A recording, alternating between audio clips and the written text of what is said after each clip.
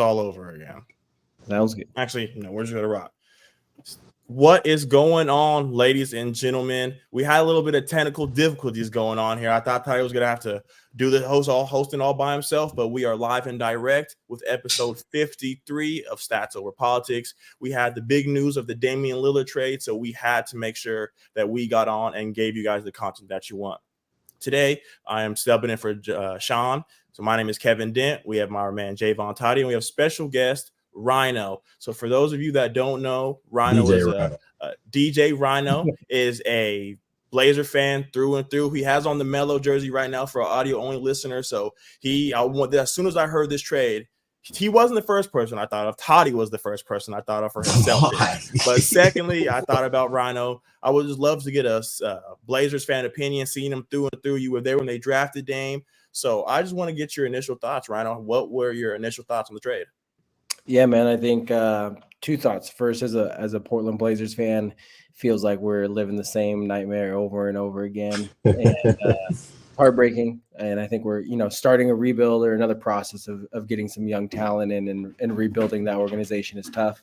As a fan of Dame, man, and what he's done for the city and his commitment to the Blazers and those fans and the Western Conference Finals and some absolute daggers of games that we got to see in the Moda Center, nothing but respect for him and all the hopes and prayers that he goes and gets one, because that's what it's about, right? Like he deserves to win a championship, and so I hope he does. As a Blazers fan, like just another episode of pain and sorrow, man. Pain and sorrow. So Toddy, like I mentioned, you are a Celtics fan. So one, what were your initial thoughts? And two, where did your mind go when you got to go through the Bucks now? Through the Bucks, crazy. If there was a championship, does this mean that Blazer fans are going to be like, that's our championship right there? Kind of like when Matt Stafford, when he won a championship in L.A. and all the Detroit. All the fans look crazy. They were like, they had a parade and the whole shit. But, yeah, so I was very delayed on getting this news because we also have a group chat. Kevin kind of, he's pretty much on it when it comes to like notifications and stuff like that. That happened throughout the day. So I get a bunch of stuff. It didn't really hit me until I saw the Bleacher Report in bold caps. Dame traded to the Bucks. I was like, what? There's no way. And then I'm just like, a whole bunch of different scenarios running through my head. Like, who got traded? Did they have to give up Middleton? Did they have to give up Drew Holiday? Who was it, like a big ass, like 3-team deal? And then it kind of, all of the facts started to come out about the trade and how the Blazers they did basically a 3-team deal with the Suns, and how the Suns ended up trading DeAndre Ayton to the Blazers. Blazers kind of just unloaded a bunch of young guys. And Drew Holiday ends up going to the Bucks. And Drew Holiday you're already seeing that the Blazers are probably going to end up flipping Drew Holiday. Just because they're so guard-centric right now. The Blazers have a lot of young talent. And they end up getting DeAndre Ayton, too, which I thought was pretty cool. And the Suns kind of just recruited a lot of bench players, role guys, just guys that don't really need too much. I feel like the Suns filled out their roster a lot more, and I feel like the Suns got better. A lot of people don't even think the Suns got better in any type of way, which I thought was pretty weird. But this Blazers team is going to be young and very exciting. And I'm very excited to see what this Blazers team can do, because obviously you have a Scoot Henderson and you have Shaden Sharp and Anthony Simons. A lot of people are kind of sleep on him on how well he did when Damian Lillard was hurt at one point in time and how he averaged like 26 points. Rhino could probably fact check me on that. But I saw enough with Scoot Henderson in the one summer league game that he was playing. He was getting any bucket that he wanted, any and every bucket that he wanted. He was getting to the basket. As we lose Kevin for a hot little minute, he'll be rejoining us. But I just think that they're kind of just set up. If you look at it, Scoot Henderson is going to be the guy. It's basically his team. You have a DeAndre Ayton he was a former number 1 overall pick, but he really didn't live up to that number 1 overall. If you just go back to that draft class and what it looks like, Luka, Trae Young, and Eastern Conference Finals, all NBAs, all stars. He doesn't have to be like, oh, I'm the guy now. It's like, all right, you can come in and maybe he'll probably be able to give you 22 and 10. I'm not, he doesn't have. I don't see him being an all-star or anything like that, but he can kind of come in and he'll get some buckets and block some shots, get some rebounds. I think his role will be, lifted a little bit more from what he was, him being in Phoenix, having Devin Booker and Kevin Durant and just being in the middle of all of that and the shenanigans with Monty Williams. So I feel like with him, still being 25 years old, he's kind of has like a fresh start now. And the weight is kind of lifted off his shoulder because it's not necessarily his team. I believe it's Scoot Henderson's team. And that was the reason why he was drafted as high as he was. So we'll see what a lot of people are kind of low on this Blazers team now, but I feel like they can be very feisty and compete. I'm not saying that they can get to the playoffs now because Damian Lillard is gone, but hell, Damian Lillard was out last year and they didn't make the playoffs, but he didn't play as much because I feel like the team kind of shut him down because the Blazers knew internally, like, hey, we're not going to be a team that's going to be competing, even though Dame was still healthy and kind of ready to go. They kind of just shut him down the last month of the season. So I feel like Blazers fans should be excited about what the future has to come because they got a really young core and these guys can all go. And I truly believe that this Blazers team can be very feisty with the years to come. Definitely. I'm sorry for everybody. I'm still having technical difficulties like we talked about on Monday with this rain. My Wi-Fi has just not been working with me. So I'm just going to jump into what I thought. I don't know what you guys said already. So if I'm repeating everybody, I apologize. But I think this was a huge move for Dame. Everyone thought he was going to go to Miami. My first initial thoughts were, is Dame going to ask for another trade? All we kept hearing about is if it's not Miami, he's not reporting camp. He's requesting another trade. So I was really on eggshells. And the first thing Toddy said was, is he going to ask for another trade? Yeah. So I was waiting, I was like, I don't want to say anything. So let's give it about 20 minutes. And if we hear a no, he gets traded again or something like that. From Giannis, though. How do you ask to leave Giannis? Yeah. But he really wanted to get to with Miami, man. And Toddy, before you got into the stream, me and Rhino were talking about as soon as the news dropped, Jimmy Butler was talking about they were tampering. So we're gonna find out, man, if the Bucks were behind their backs and if Jimmy Butler was expecting Dame to come. So he was expecting that news for him. But moving on from to the Blazers standpoint of things, I think, like Toddy said, Blazer fans should be excited. You have Shaden Sharp, you have Anthony Simons, you have Scoot Henderson. Now you have DeAndre Ayton. I was talking to Rhino beforehand about how this is just what Chauncey needs to really hold down his defense as their rim protector. We talked about how Nurk is always hurt, and when he is out there, he's really just being a screener and rebounding. So for them to get a young athletic guy who fits their timeline, I think this is going to be really exciting to see what the Blazers can do from this. But before we get more into the Blazers side, I had to ask you guys a question. So Rhino, I'm going to come to you first. Is this the best duo in the NBA? It's arguable, but I still think it's Joker and Murray's game until someone proves otherwise. But Giannis and Dame look real good together, man. I put them at 2. It could go 1. It just depends on, can they get it done on a court together? And I think Murray and Joker, they're at the top of the mountain right now for a reason. So I think until they're proved fraudulent or don't have it anymore, then it's their mountain. But I'm not a believer in booking KD. I think there's a lot of, we talked about earlier, shenanigans and off the court drama going on there that I just think when it comes down to it, they're not going to get it done. And I think Dame does a good job of putting that kind of stuff outside and leaving it to the court. And I think Giannis just likes the ball. And so I think they're going to be a great duo. And aside from Joker and Murray, I think they're the top 2. All right, Toddy, I'm going to take it to you next. Is Damian Lillard and Giannis Antetokounmpo the best duo in the NBA? Oh, man, there are some crazy duos out there. But this duo is just MVP type. Damian Lillard averaged 30. Giannis can average 30. It's a lot of people forget that Giannis was the defensive player of the year. Like, he's not just a guy that just, I'm going to go out and get 30 and not play defense. No, he plays defense. And for a guy in Damian Lillard who doesn't really play, is not historically known for playing defense, He can go to this Bucks team and kind of just be like, all I got to do is just go out there and score. Like, Giannis will protect the rim. Brook Lopez will protect another defensive player of the year. Brook Lopez will protect the rim. And, they somehow were able to keep Chris Middleton as kind of the sleeper in this trade. A lot of people were kind of sweeping under the rug a little bit, which is pretty insane. So I think this team is still pretty lengthy for the most part. And, like, you look at KD, Book, they put up historical numbers in the playoffs. Now, I understand that they only got to play for half a season. Their bench wasn't as filled out as it is now. I feel like their team will be a lot. They got Bradley Beal. People forgetting that Bradley Beal is also on his son's team. You got to look at Luka and Kyrie. Just those guys can go for 50 any night.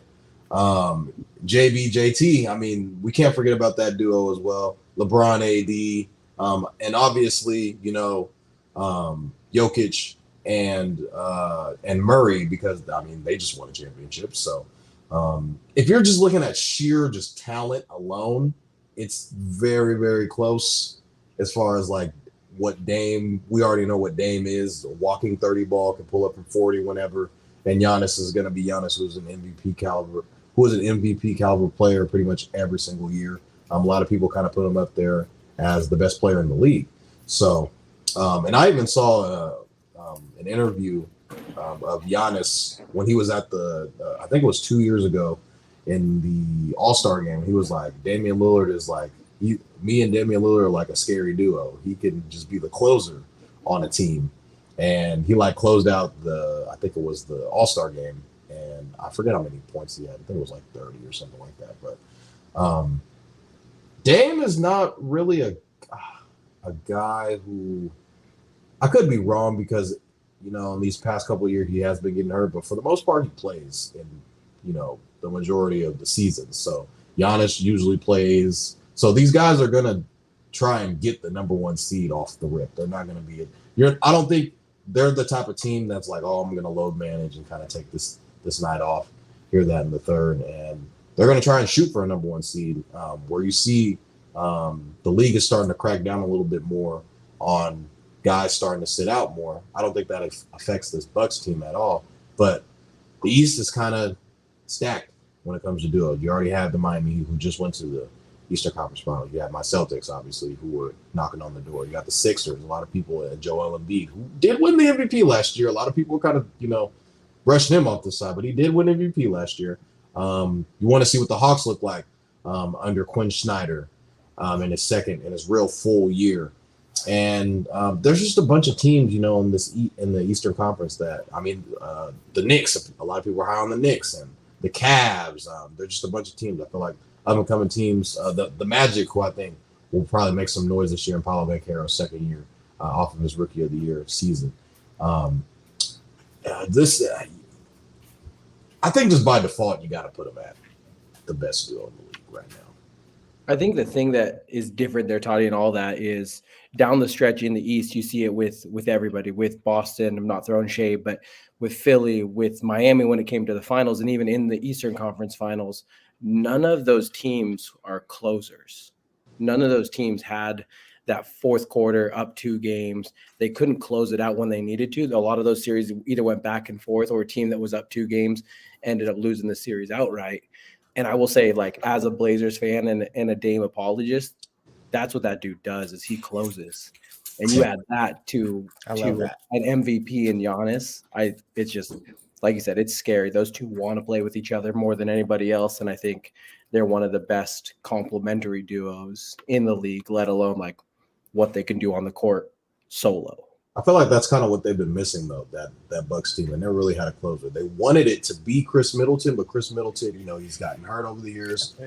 He wasn't really the same type of guy that was on that championship team when they won back during the COVID year. So I feel like this is kind of filling the void. And obviously we saw Giannis kind of applied pressure during the offseason, publicly came out and said, like, hey, like, I know I have an extension, like I'm due for an extension, but if there's not, any transparency on, the Bucks front office side, then I'm not going to commit myself to a team, because you're seeing guys sign these huge contracts and ask for a trade, Damian Lillard, later, like 2 years after they just signed. Like, whoa, like, dude, like, you just signed for an extension. I thought you wanted to stay here. Nah, like, I want, and then they have the no trade clause set into their contracts because they want to be able to control the narrative and control where they go.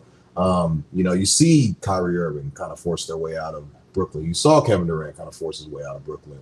And, even with Donovan Mitchell, he hasn't signed an extension, and he's due for an extension this upcoming season. And so he's just going to bet on himself and figure out if he's going to make the most money that he can, or kind of, not really be tied down to a team after signing an extension and kind of be able to control where he wants to go, rather than having to, force a team to trade pretty much all of its assets. He could just go in free agency. So you're seeing guys force trades, force their way out of teams. And you're seeing, guys like Giannis say, like, hey, like, I'm not going to sign an extension. And, if you guys aren't going to commit yourselves to me, because, Giannis wants to win and he already has the championship, but he's not satisfied with the one. And getting Damian Lillard is showing you that, hey, we want you to stay and we want you to win. And Giannis has the potential, I think, already can get a statue in Milwaukee. A statue. Yeah. I'm not sure. Is there a statue of Kareem? I don't think so. That'd be nuts. I'm pretty sure there is, though, if I'm not mistaken. There would have to be, because if they got Giannis so. one, that would be nuts. I don't think so either. But I think that the answer is plain and simple. I like how Rhino says he's a Dameologist. You know what Toddy calls us? LeBronologists. So with my best duel in the NBA, I think it's LeBron James and Anthony Davis. Yes, I know you would say before Anthony Davis, you say win healthy. That's what you would put in before you say Anthony Davis, or you call him every other game or whatever you want to call him. But I think this is the only duo in the NBA with 2 top 5 NBA players. So just based off of that, I have to go with them. But Giannis and Dame are probably second or third with me. Like Rhino said, you have to give the Joker and Jamal Murray their credit. They did it their best and they won. And Jamal Murray's only got to get better. We're just seeing him 2 years off of his ACL. When he was healthy, they were in the bubble making a run. So this team is only getting started, and they have Aaron Gordon and things like that. But the top 3 duos for me would have to be LeBron, Anthony Davis, Jamal Murray, and the Joker, and then Giannis and Dame. I really went back and forth with, Toddy's boys, the Jays. But Giannis, he just put so much pressure on the rim, and this is going to take such a load off him. We talked about how Chris Middleton was really supposed to be that closer, and in that finals run, he was. Yes, Giannis scored 50, but when it's 2 minutes left on the clock and it's a close game, they're letting him go. So now Giannis doesn't have to bring the ball up every play and put his head down. So it's going to be interesting to see, what this roster looks like. They still got Brook Lopez and Chris Middleton, like we mentioned. Pat Covington's probably got to go in there and fill that spot. They have a lot of young guys. So it's going to be interesting, but I'm really excited to see what they do. Can you imagine the pick and roll with Damian Lillard and Giannis Antetokounmpo? Like, hey, okay, set the screen. I'm gonna jump the screen. Okay, Giannis is gonna dunk. Okay, so we're gonna deny the screen. Dame's gonna deny the screen. Pull up from 30. So how are you going to be? Oh, and Chris Middleton's wide open in the corner. So and Brook Lopez can stretch it too. so if they can find someone to defend the pick and roll with Damian Lillard and Giannis Antetokounmpo. That is probably the craziest pick. Like, there are other pick and roll scenarios, like Book and KD can do some crazy pick and roll scenarios, but the range that Damian Lillard has, because you have to pick him up at half court. You can't just and Giannis can set a screen at half court. He can just roll off of the screen and pull up from 40, and it's gonna be crazy. Yeah, it's gonna be pretty insane on how hard it is to basically defend that pick and roll, because just the East, man. I think it's a lot more stacked than a lot of people want to give it credit for. Because obviously we saw the champions came out of the West in Denver. So does this trade make the Bucks? Are they the favorites to win the championship? I think in the gambling world, because I love sports gambling. Toddy. I think the public's going to hit it hard. I think they're going to go crazy on futures. Absolutely. The Bucks. But like you said, the East has a lot of really good, competent teams that were close, that were in striking distance, and a lot of those series turned quickly one way or the other, and they could go the other way with a couple of bounces the wrong way. And we've seen duos get together in a certain city, and I'm not saying it will happen in Milwaukee, but we saw the Brooklyn project blow up in their face, and it didn't turn into anything. We've seen Philadelphia fold a number of times. So it could work out poorly or it could work out great. But then I think you still have to go through the West. And I think what we see more often in the West, and I don't know why it is this case, but those Western Conference teams seem to be, for the most part, healthier and deeper as far as their benches go, from a fairly, like, take my word for with a grain of salt, like it's a fairly layman fan perspective, but it seems like the depth and health in the West seems to be a little bit more longevity driven than in the East. I think the East stacks a lot of wins and gets a lot of flashy Sports Center highlights, and then those series come playoff times bounce back and forth a lot more than you see. The Nuggets took care of business in their series pretty quick with 5 games, 6 games, and 5 games to get to the finals, and we saw a lot of 7-game series in the East. So I think that's kind of where I think the Bucks are going to be early favorites with the public, but I think smart money still, you got to give Golden State a chance. Phoenix obviously just made some moves to shore up their team. And again, I'll say it. You got to beat the man to be the man. A little homage to Ric Flair. Denver still got it in my books, man. Yeah. So betting favorites are, Milwaukee is the betting favorite at plus 360 right now. Do you know what the line change was from before the announcement? I do not know before, but I think Milwaukee was probably like plus 650, plus 550 or something like that. They're probably like top 4, top 5. Then it's followed by Boston at plus 500. Phoenix is plus 550. Denver is plus 650. The Lakers are plus 1,200 as of right now. But pretty much all the money has shifted on the Bucks as far as the betting favorite goes. And I mean, Damian Lillard, I think only the farthest he's been in his career is Western Conference Finals, if I'm not mistaken. And that was the year. One of the 3 KD Warrior years. Yeah, it was one of those KD Warrior years. I think KD was hurt. I think he was. I don't think he played because that was. I think that was 2019. Wasn't that the year when he tore his Achilles in the finals? If I'm not mistaken. And they tried to bring him back, but they were like, "All right, let's see how this kind of goes." And I don't think he played in that series, if I'm not mistaken. And then he played him, and then came back and threw in the finals. So I think that's accurate. Yeah, it was crazy times, but Damian Lillard has shown that, I mean, he's not no slouch when it comes to the playoffs. So he's a guy that will definitely perform well into the playoffs. He just, hasn't really been able to get there due to injury, and maybe just due to, his team not being as good as he would have hoped. But you can't ask for more with a teammate like Giannis, because Giannis is going to deliver. He just pretty much has to stay healthy. That was pretty much his go-to this past year, because he kind of came back. Probably the injury was still bothering him a little bit. He still was, scoring 30 and grabbing 15 rebounds, but it just wasn't enough. It was kind of too little too late for the Bucks last year. So now that we've done talking about the Bucks, let's talk about it from the Portland Trail Blazers perspective. All 3 of us believe that Jrue Holiday will be not a Blazer to start the season. He'll be moved on. So, Toddy, I'm going to take it to you first. What do you think would be the perfect landing spot for Jrue Holiday? Celtics. I mean, why not? We just lost Marcus Smart. Need that void to fill, a guy who can guard the team's best player. We have guys that can do that, like JT and JB.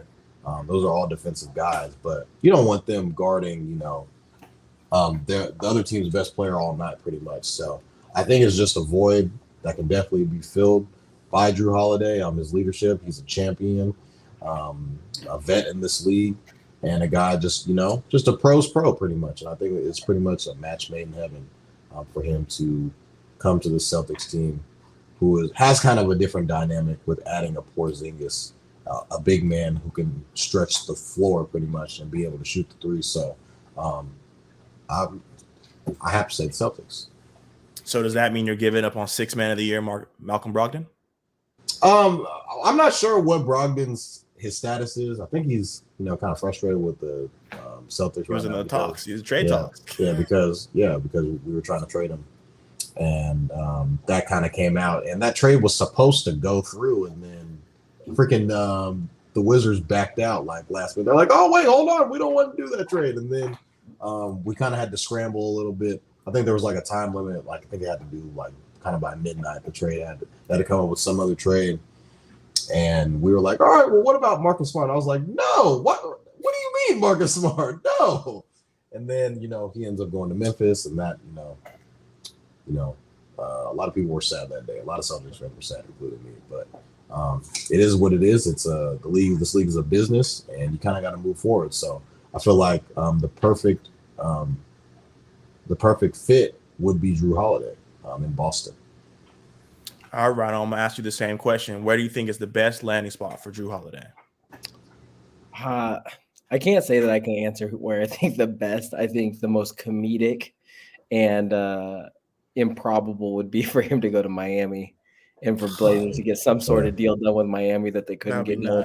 That would be so like tongue in cheek, pretty like classic of Portland to be like, oh, we can't get a deal done with Miami. Sorry, Dame.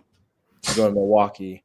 And then to turn around and ship Jrue Holiday to Miami for whatever, it would just be, again, Kevin and I were talking about this off live, but it would be classic Blazers roster mismanagement to do something dumb like that. And I could see it happening. But I also don't disagree with Toddy. Celtics would be cool. So I've been going back and forth with these two teams all day. So the question is, where do I believe Jrue Holiday is the best landing spot? So the two landing spots I have would be the LA Clippers. They were big in the Dame Lillard trade. So to go in there and get them a point guard, like Toddy mentioned, they wanted to go and get Malcolm Brogdon as well. So they've made it known that after Russ, I don't think they believe in Bones Highland. Terrence Mann had to step up and play the one a lot. So they need a reliable point guard. They did the John Wall project. So you can just tell that they've been really needing for a point guard. So I think that would be a landing spot. But secondly, the Golden State Warriors. Oh, God. A trade package of a Chris Paul with expiring contract, a first-round pick, and a guy like, let's say, Jonathan Kuminga. At this point, the Blazers want all the young guys and all the assets they can get. To get an expiring deal like that, off the books, easy. And then you have a vet to really be around Scoot Henderson. This is a rookie year. We traded Dame, so now all the eyes are on 0-0. So it's going to be a lot on him. So just to have that vet is going to go a long way. So that's the two best places that I would go. So yeah, Kevin was pretty much, he's kind of cutting out there a little bit. But another part in this trade we kind of talked about a little bit earlier is DeAndre Ayton. So DeAndre Ayton was traded in that 3-team deal to Portland, and you, Mr. Rhino, are an avid Blazers fan. How do you think that Ayton will kind of fit in this new Blazers scheme? Just new home, new everything for him. What do you think his role will be and how he will kind of be used?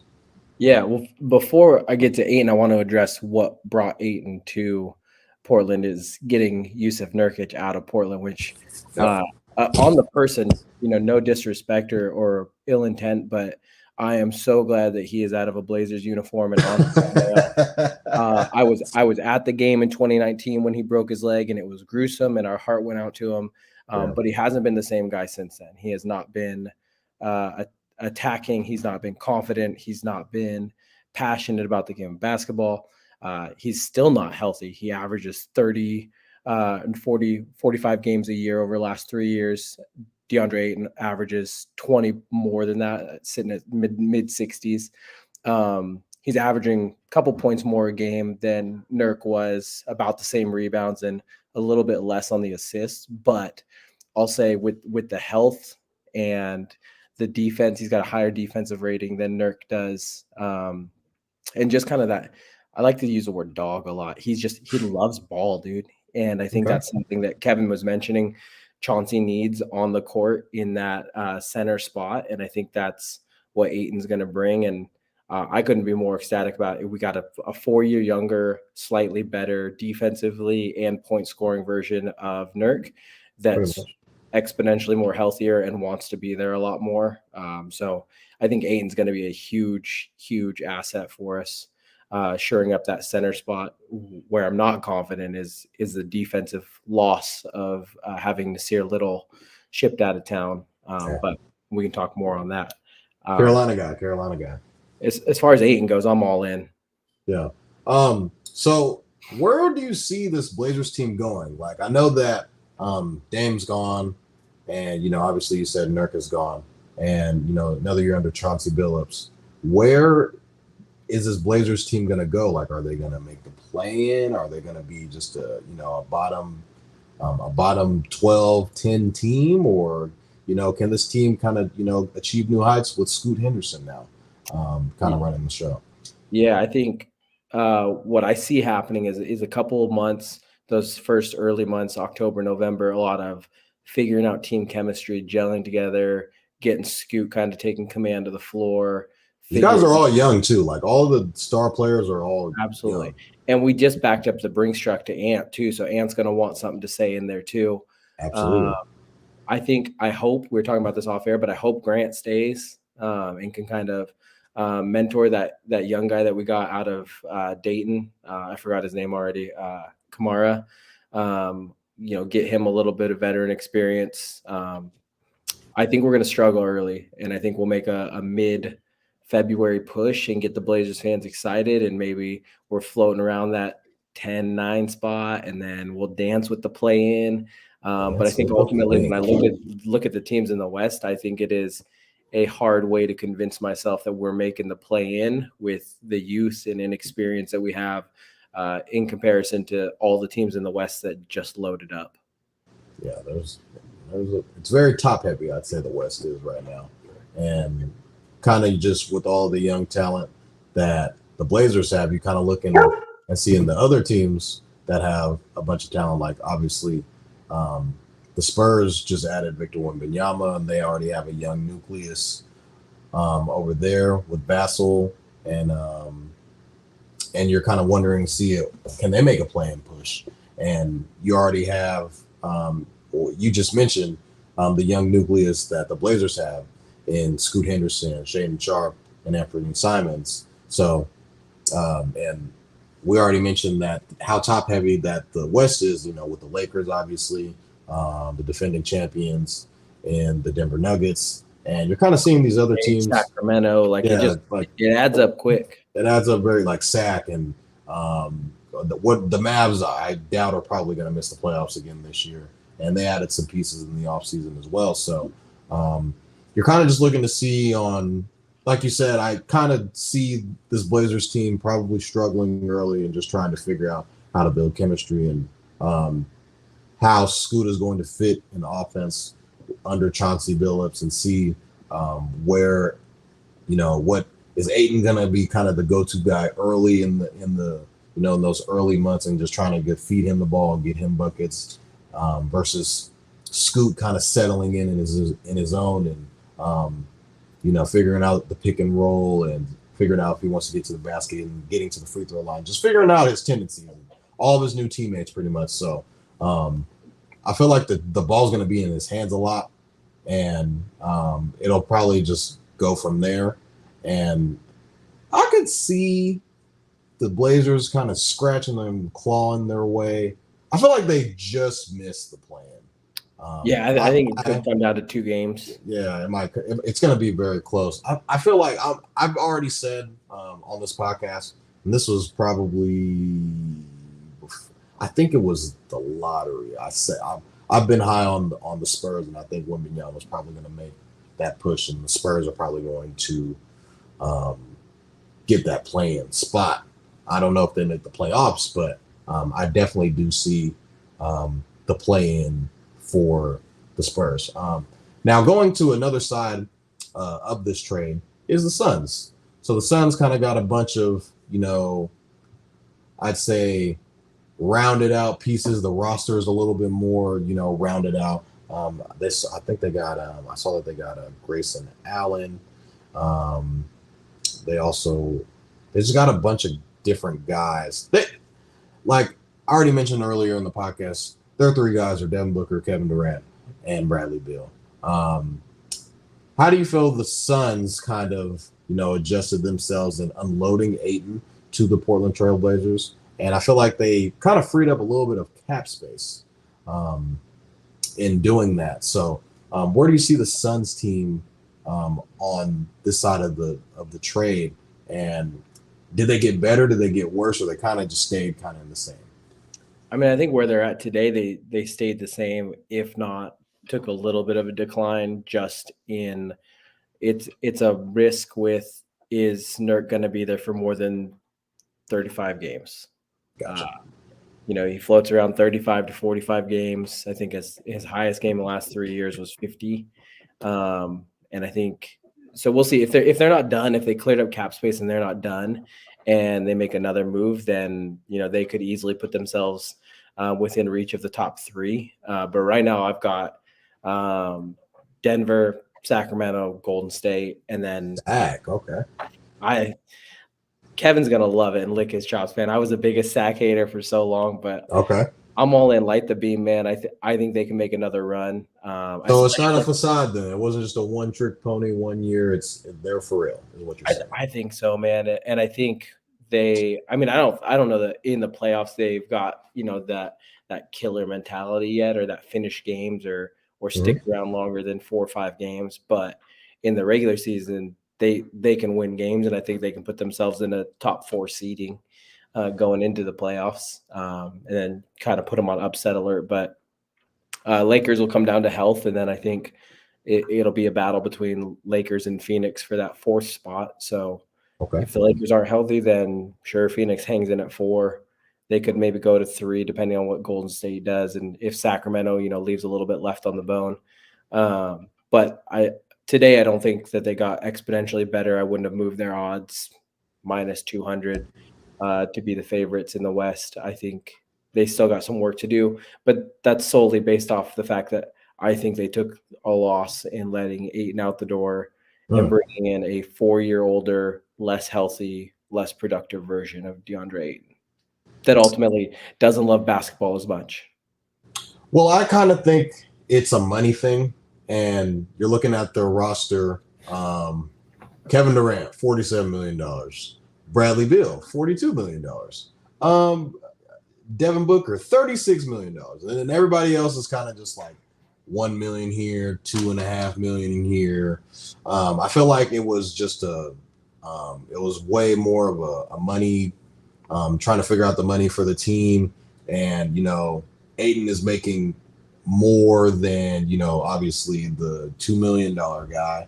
But he's not making that $36 million. So I feel like this was kind of just trying to figure out cap space and, kind of just to round the roster out more.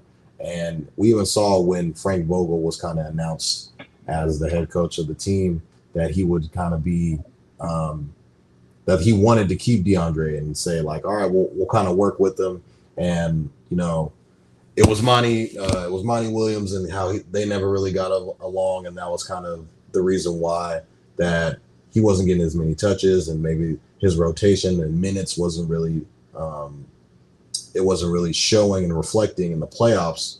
But now, we're seeing that he was a part of the trade, and the Suns can maybe potentially make a move at the trade deadline that I feel like they wouldn't have been able to make with a DeAndre Ayton on the roster. So I definitely think that the Suns team got better. It might not have been, by miles of when they already made the trade to get Bradley Beal, but I do think that this team has a little bit more flexibility when it comes to the cap and, trying to be able to move some money around and try to get another type of definitive player during the trade deadline. So it's definitely something to look out for the Suns. But you were saying that The Suns will probably be scratching and clawing for the 3rd seed. I do think that they'll probably be in contention for the number 1 seed this coming year, but it all kind of does depend on health. I mean, for God's sake, when Kevin Durant got traded, he slipped on a banana peel during the layup lines, and he was out for like 10 games, and we were like, oh wait, hold on, like he just got here, and he was already coming off of injury, and we were so excited to see him with Devin Booker, and it had to kind of wait out, and they didn't really get to build off of that chemistry. And then kind of going into the playoffs, it was just kind of just Devin Booker, all right, you shoot, Kevin Durant, you shoot. And they averaged, they had to each average 40 points for them to win those 2 games during, I think it was one of the like the Nuggets were on a tear that year. And it was like, all right, we'll sweep them, like sweep the Lakers. And then, so it was kind of just like, all right, like, is this team going to ever lose? But they ultimately ended up losing to Kevin Durant and Devin Booker. And that was kind of it. But I feel like with this team now, if they were to go in a 7-game series, it wouldn't be 6 games. It might go 7 games now, with just how more rounded out this roster is. And I think this Suns team is going to get very scary, because you have another guy in Bradley Beal who has playoff experience, but hasn't really been, I don't even think, outside of the first or second round, because Brad has, when he was in his tenure with Washington, those years with John Wall, going against my Celtics, I think those games were in the first round. So those series got pretty feisty. They would go like 5-6 games, but they never really prevailed. I think one year they ended up going to the second round and playing against LeBron, and LeBron ended up beating them when he hit like a game. He had that crazy like turnaround game-winning 3-pointer with time expiring. So, the Suns team is definitely going to be something to look out for.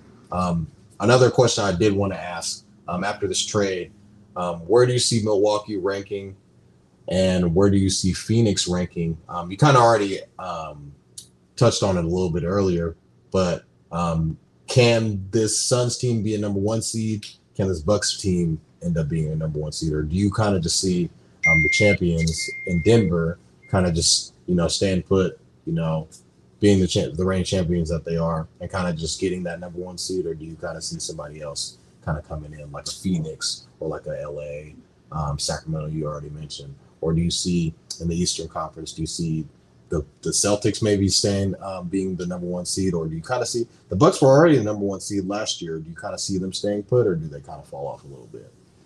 Yeah, I mean, I think you make a lot of good points. The Suns definitely absolutely could take that number 1 spot. They have all the talent on paper to make it happen. I love Bradley Beal. I'm a big Devin Booker fan, and I'm so about Kevin Durant.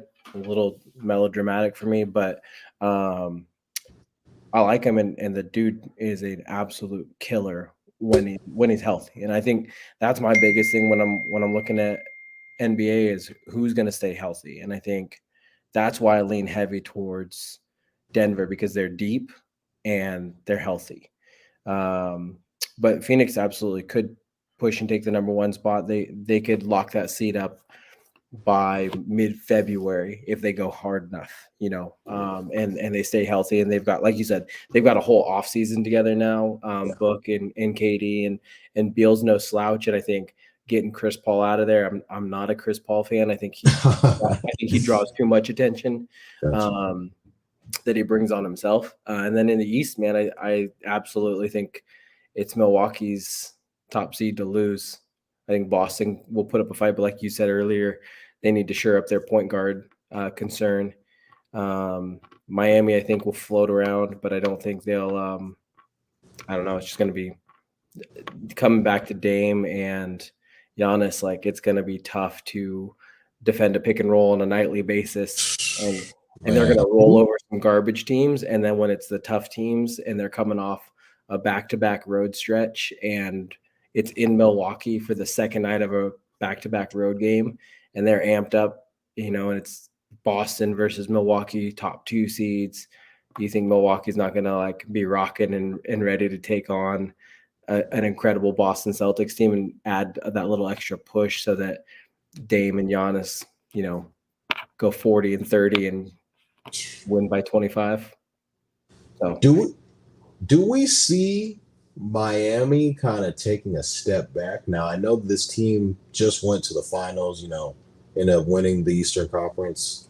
There was all this talk of Damian Lillard basically only wanting to go to Miami. And, if anyone else trades for him, he's going to end up asking for a trade to Miami, or he's going to sit out. He's not going to play. Where does Miami are they kind of the loser in this whole situation because they didn't end up getting the prize that ended up being Damian Lillard? Or you could kind of look at it as, all right, hey, we just went to the finals last year. We were missing a bunch of guys due to injury, like Tyler Hero, Victor Oladipo didn't play, and we still ended up getting to the finals. We had guys step up like Caleb Martin, and they ended up losing a guy in Gabe Vincent, who was a very pivotal piece for them on that magical run to the finals. So where does Miami kind of sit? Do they kind of end up taking a step back, or do they kind of just stay put?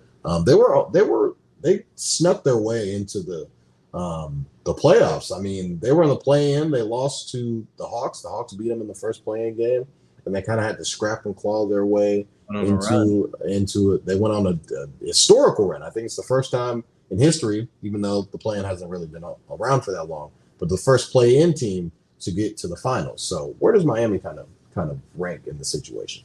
Yeah, I think for any other team, it's really, really easy to take that first narrative that you said, to take a step back, that like we lost out on the Dame sweepstakes, we lost in the finals, and it wasn't really all that close. We had to scratch and claw and be dogs to get there in the first place. Can we do it again? I think the difference or the way out that I see of that, to where they can keep their foot on the gas pedal and improve, and not only not take a step back but get better, is Eric Spoelstra is a player's coach. That guy can control a locker room and make it equate to on the court success.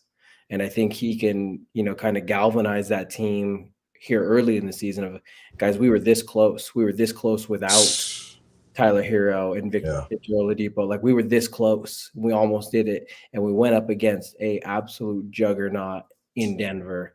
And if we can stack wins early, if we can get a hold of this now, if we can stay healthy, it makes our job easier. We don't have to fight as hard. And then we're more prepared to go deeper in a series in the championship and win the champ. So I think Spoelstra's kind of got that ability, and he's got that pedigree in having those years with LeBron and Dwayne Wade. And he's just been around so long that I think he will be the difference maker on that team's success and or lack thereof. And, he's coach 52 years old. He's still got a lot of energy and get up and go and gets fired up. So I don't think there's any foot off the gas pedal or feeling of success that he's got, that he's not going to try and go all in again.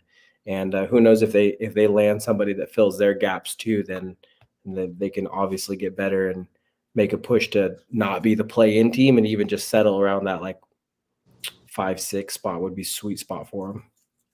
Right. And even with, we were talking about it earlier in the podcast about them getting Jrue Holiday. How much better does Jrue Holiday, make this Miami Heat team?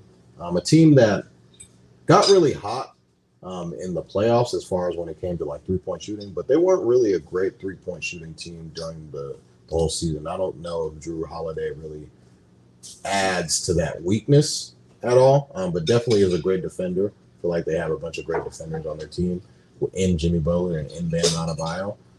Caleb Martin can definitely defend the perimeter pretty well.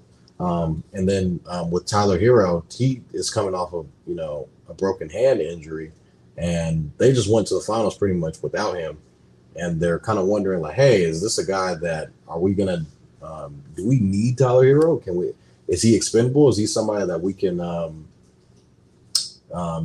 kind of get in tune with? But in all seriousness, I think pretty much when it comes down to the Eastern Conference, I feel like probably right now it's either the two best teams, in my opinion, are Milwaukee and Boston. and then you kind of have all of the other teams underneath with, you know, you have, as Kevin joins us back, you have a whole bunch of guys in the Knicks, you have the Sixers, and with how good can they be? Is James Harden going to kind of be the same? Is Maxey going to finally take that leap? You have the Cavs or another team that, you know, were pretty disappointing in the playoffs. The Knicks, how good can the Knicks be?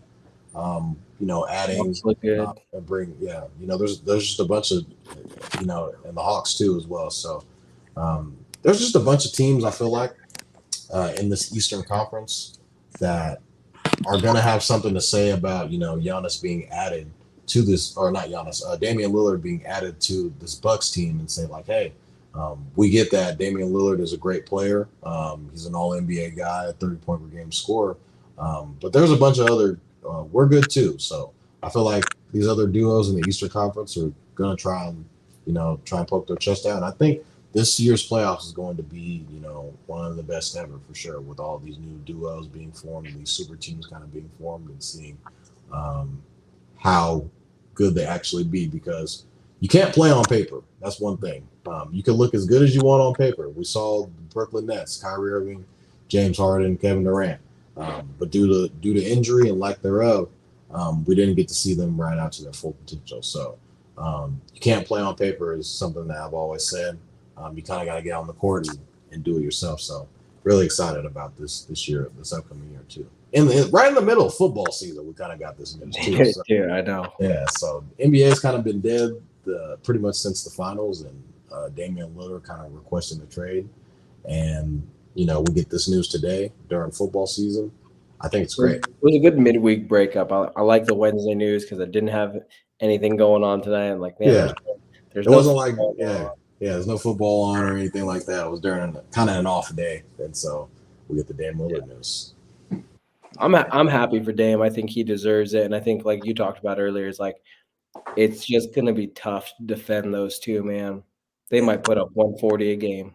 It's gonna be they are gonna steamroll some teams. I still think they're gonna be a sneaky good defensive team too. They're gonna be a team that could definitely defend, you know, having, you know, guys that can protect the rim, and Brook Lopez and Giannis Antetokounmpo. So I don't think their defense is gonna take as bad of a hit as people think.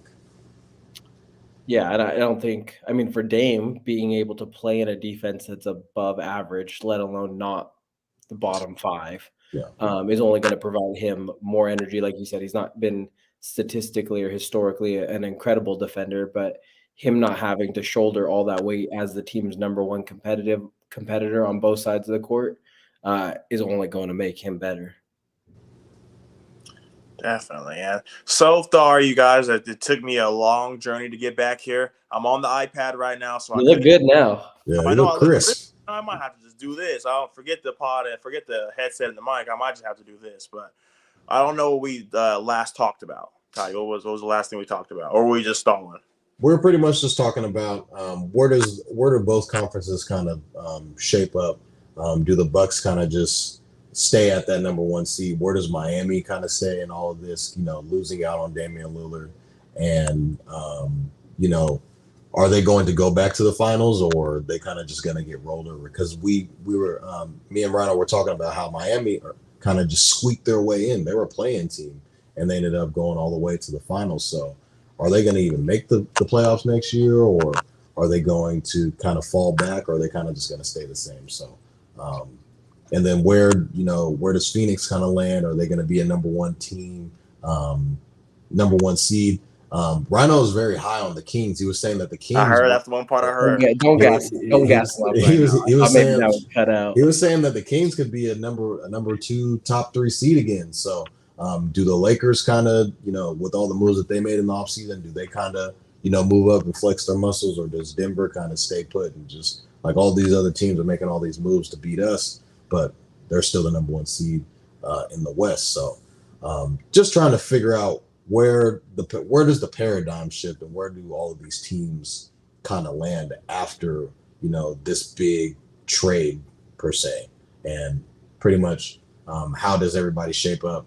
Does Portland get into the play-in?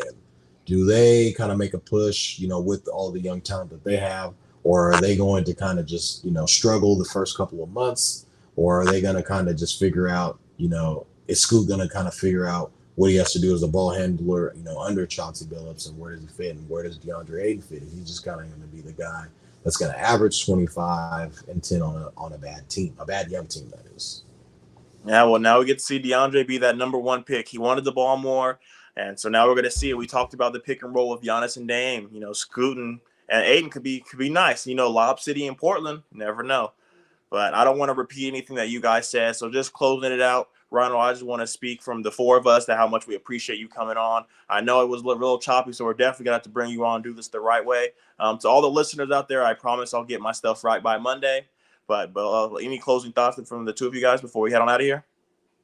Hey, man, go Celtics, man. We still run the East. I'll say Gozers forever, man. I'm stoked for the game, and I think that's a good score. And I forgot to tell you, get out of here. Rhino is a Seahawks fan. Left. So next Hawks, baby. Next time he's on here, we run the West this year. Niners are frauds. Hey, man. So we're going to have to leave off that. Our guest, Rhino.